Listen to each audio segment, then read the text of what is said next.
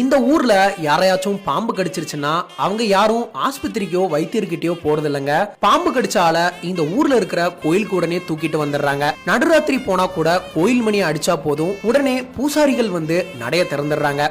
எப்பேற்பட்ட விஷப்பாம்பு கடிச்சிருந்தாலும் சுவாமி சன்னதியில இருந்து சந்தனத்தையும் தீர்த்தத்தையும் எடுத்து கடிப்பட்டவருக்கு கொடுக்கறாங்க. அதை குடிச்ச உடனே பாம்போட விஷம் முறிஞ்சு கடிப்பட்ட நபர் பூரணமா குணமடைஞ்சு உயிர் பிழைச்சிடுறாரு. செங்கோட்டைக்கு அடுத்து கேரள மாநிலம் அச்சங்கோயில்ல இருக்கிற ஐயப்பன் கோயில்ல இந்த அதிசயம் எல்லாம் நடக்குது. ஐயப்பன் சுவாமியோட அறுபடை வீடுகள்ல இந்த தர்மசாஸ்தா கோயிலும் ஒண்ணு. அச்சன் கோயில் ஒரு அடர்ந்த வனப்பகுதி அப்படிங்கறதால இந்த ஊர்ல இருக்கிற மக்களை ஐயப்பன் அரசனாகவும் வைத்தியராகவும் இருந்து பாதுகாத்துட்டு வர்றாருங்கிறது பக்தர்களோட நம்பிக்கையா இருக்குது. அது சரி, பாம்பு கடிப்பட்டவங்க இங்க வந்து எப்படி குணமடைகிறாங்க, அது எப்படி சாத்தியம்னு நிறைய பேருக்கு சந்தேகம் இருக்குங்க.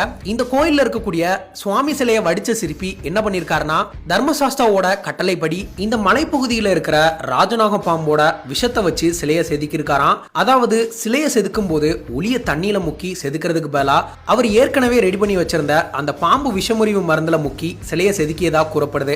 இதனால சுவாமி சிலைக்கு அபிஷேகம் பண்ற தண்ணீரும் சந்தனமும் விஷமுறிவு தன்மையை பெற்றிடுதான். அதனாலதான் பாம்பு கடிப்பட்ட நபருக்கு அந்த தீர்த்தத்தையும் சந்தனத்தையும் கொடுக்கும் போது அவர் குணமடைஞ்சு உயிர் பிழைச்சிடதா பக்தர்கள் வந்து சொல்றாங்க. இன்னைக்கு வரையிலும் இந்த ஊர்ல வாழ்ற மக்கள் பாம்பு கடிக்காக ஆஸ்பத்திரி போறது இல்லையா.